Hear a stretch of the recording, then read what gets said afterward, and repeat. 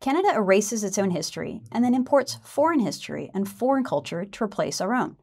It's a slap in the face, and Canadians have had enough. I'm Candice Malcolm, and this is The Candice Malcolm Show.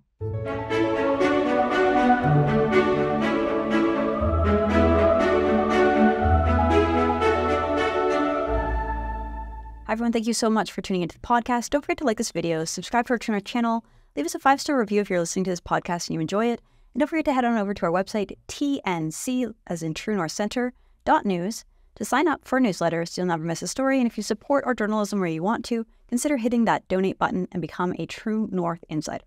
Okay, so one of the biggest stories of the 2020s so far has been the rise of the woke mob. Their insistence that everything about the West, everything about Canada, can be boiled down to a few neo-Marxist buzzwords: colonialism, settler, white supremacist, oppressor, illegitimate government, and unceded land. Now, the biggest surprise about this woke movement, which probably has the support of maybe 10% of the population, probably a lot less, the biggest surprise has been their success. In the course of just a few years, the woke mob has successfully managed to convince governments and schools across Canada to rewrite our entire history, to scrub our public institutions of any mention of the old erased history. Elites in this country have been more than happy to bend the knee, to roll over, and to accept this new insane dogma. Out with the old and in with the new. Sir John A. Macdonald, anything to do with the royal family, anything to do with the education of Native Canadians like Egerton Ryerson, who devoted his entire life to helping educate poor First Nation children, it all had to go. Their names were wiped off streets, buildings, schools, and in some cases even removed from the history book. And what was it replaced with? Well, sometimes the woke left came up with these bland, meaningless names reminiscent of the USSR or Orwell's novel 1984. For instance, Ryerson High School in London, Ontario was renamed Old North Public School.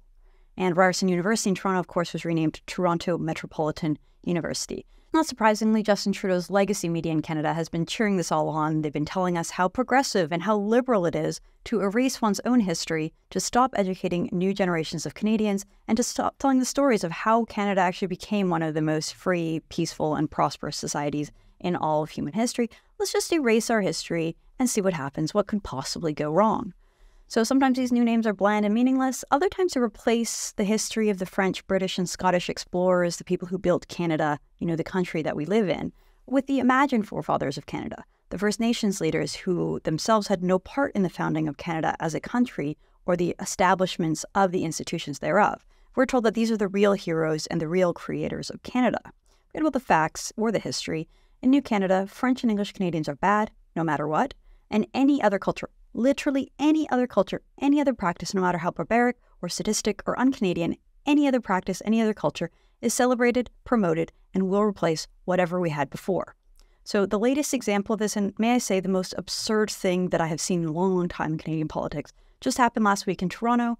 Thursday, December 14th, Socialist Mayor Olivia Chow and all of City Council, they all voted unanimously to rename the city's iconic Dundas Square. What will the new name be? Well, they decided it will be called Sankofa Square. Dundas had to go, according to the Marxists who think they run the city of Toronto, because of his namesake, Henry Dundas, and his alleged connections to slavery. So was Dundas a slave trader? Did he own slaves? Did he create slavery, as many on the left would have you believe?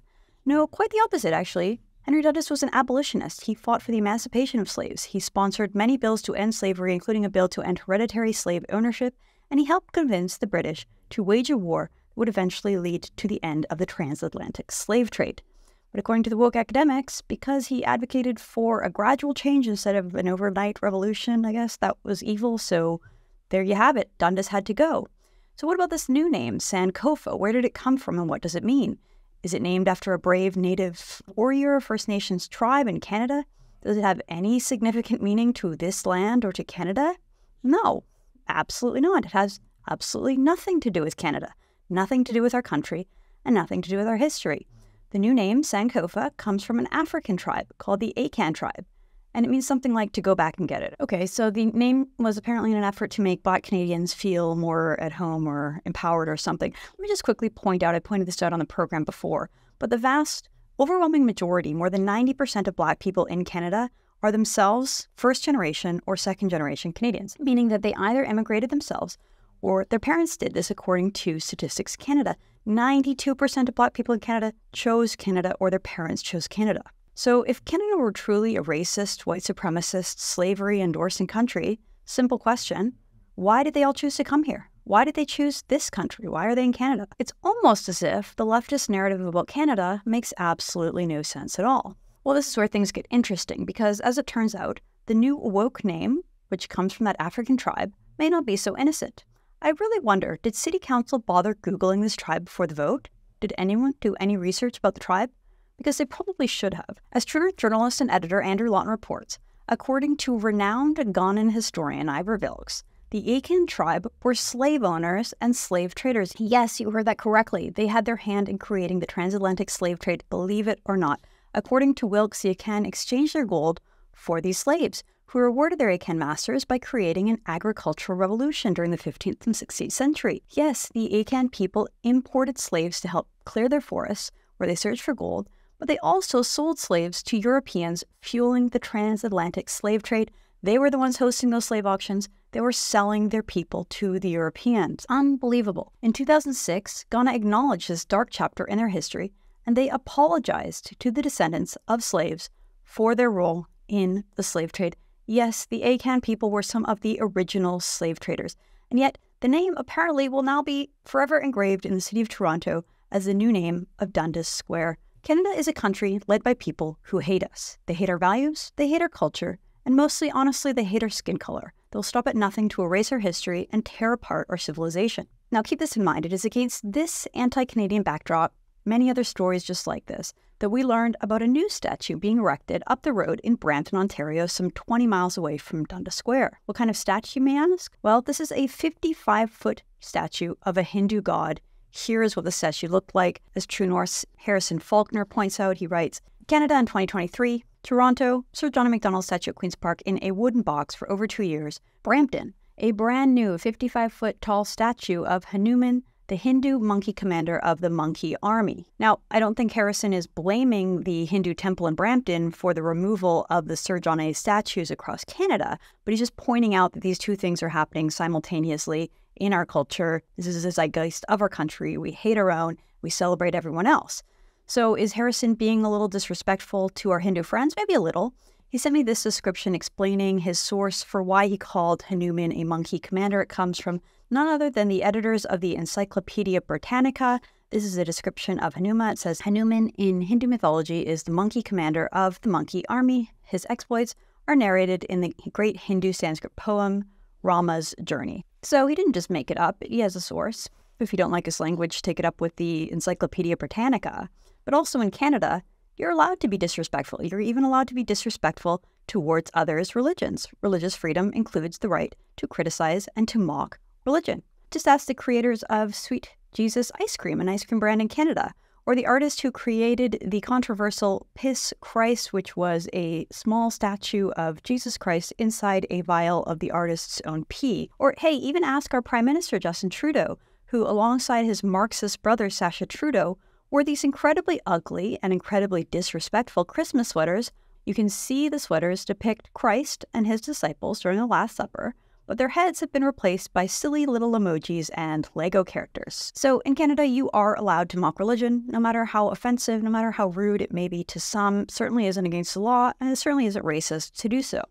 Now, as far as the statue is concerned, look, I'm all for religious freedom. I think it's wonderful that Canada allows religious freedom, allows for people to pray in any way they want. Truly, our fundamental freedoms are one of our country's greatest virtues. Secondly, Hindus are model immigrants. They're some of the best. I respect them and I have no problem with them practicing their religion. Here in Canada, once again, I truly think it is great. But on a visceral level, I understand why many Canadians are unhappy with this statue and this development. It is against the backdrop of our own culture being mocked and destroyed, our own history being erased, and our statues being toppled. Now, like I said, this was a big issue online. A lot of Canadians had the same sort of visceral reaction to seeing this large statue being erected in a suburb of Toronto. Some libertarians jumped in on the liberal side of the argument, and they jumped in with the whole private property argument, as if that's the standard in Canada, that on your own private property you can do whatever you want. Well, believe me, that is simply not the case. That's not the standard in Canada. I'll give you a personal example. My family and I are looking to buy an acreage in suburban Toronto, just outside the city, and we looked at a property. We found a property that we really liked, and when we were going to put together an offer to buy it, we found out that it was in something called the Oak Ridges Moraine, which is a protected area where, I kid you not, the government will not allow you to tear down a single tree. They won't allow you to so much as build a shed on your property, let alone do any kind of renovation or rebuild or extension on the existing home. Even if you own 100 acres, it doesn't matter. The government will tell you that you're not allowed to build on your own private property. I can show you emails from my realtor and from my real estate lawyer who specializes in this area of law, and they both told me, unfortunately, that you do not have the right to build whatever you want, even on private property in Canada. We know there are bylaws and restrictions on buildings all over Canada, so it really is not just a matter of do whatever you want on private property. Here's a couple of libertarians online making this argument. Anthony Koch saying, privately funded, situated on private property. Nothing wrong with this. And the Pleb reporter, the guy I actually have a great deal of respect for, he said, agreed, bro, we ain't paying for it. Who gives an F? Well, libertarians, let me tell you why some Canadians do give an F. There is a deeper moral and psychological issue here that some are trying to gloss over. Canada is a country, at present, that tears down its own statues, from Sir John A. to Queen Victoria, Queen Elizabeth, Egerton Ryerson, and Henry Dundas. Canada is a country where 83 churches were desecrated or burnt to the ground in the summer of 2021, and our elites barely noticed it, barely batted an eye. Our government tells us that Christmas is contemptible, and that saying Merry Christmas is a form of religious intolerance and bigotry. We saw Santa Claus inside a mall just north of Toronto being protested by Hamas supporters, and we saw Hamas supporters in downtown Toronto telling Christmas shoppers to go F themselves and uttering violent threats. Our government recently rejected the idea of December being named Christian Heritage Month. After all, Canada was founded by religious Christians in pursuit of religious liberty and based fundamentally on Christian values and ideals. Shouldn't we maybe teach the next generation about those values and how they help create our country? Well, no way, bigot. Talking about Christianity is wrong, that's what we're told. Meanwhile, Canada happily celebrates the following holidays and months. This is coming from the Government of Canada's website from the Department of Heritage, Important and Commemorative Days. So January is Tamil Heritage Month. January also includes the World Day for African and Afro-descendant cultures and the National Day of Remembrance and Action Against Islamophobia. February is Black History Month. March is Irish History Month and includes the Day to Combat Islamophobia, International Day for the Elimination of Racial Discrimination, and International Transgender Day of Visibility. April is Sikh Heritage Month, as well as Genocide Prevention Month, and includes the International Day of Pink. May is Asian Heritage Month and Canadian Jewish Heritage Month. June is National Indigenous Heritage Month, Italian Heritage Month, Filipino Heritage Month, Portuguese Heritage Month, and it's the launch of Pride season. Pride is no longer just a month, it's an entire season. June also includes National Indigenous Peoples Day and Canadian Multiculturalism Day. July, we get one day for Canada Day, way to go. August is Emancipation Day and Public Service Pride Week. September includes Mennonite Heritage Week, Gender Equality Week, and of course the National Day for Truth and Reconciliation. October is German Heritage Month, Canadian Islamic Heritage Month, Latin American Heritage Month, and Women's History Month. November is Hindu Heritage Month, and it includes National Transgender Day of Remembrance. Canada History Week, we get 1 week in the middle of November there. And it's wrapped up by 16 days of activism against gender violence.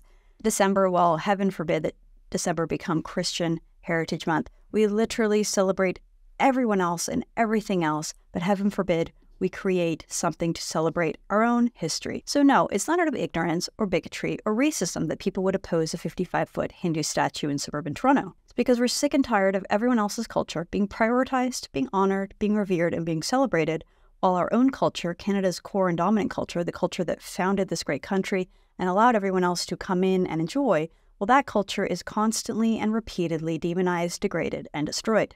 Canadian pluralism only works when newcomers are welcomed and encouraged to integrate, to respect Canada, to adopt our values, and recognize that there is a dominant culture.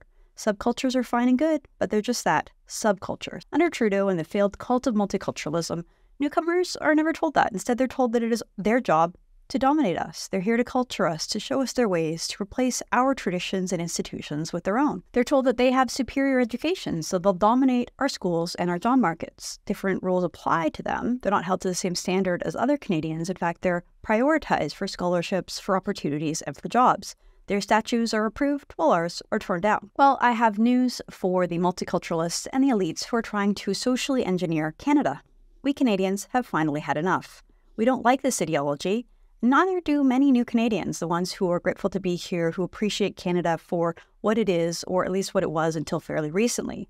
The reason there's been intense backlash online over these two issues, the renaming of Dundas Square and the giant Hindu statue in Brampton, is because Canadians are finally waking up to the agenda of the woke left. We don't like it, and we're finally ready to fight back. I'm Candice Malcolm, and this is The Candice Malcolm Show.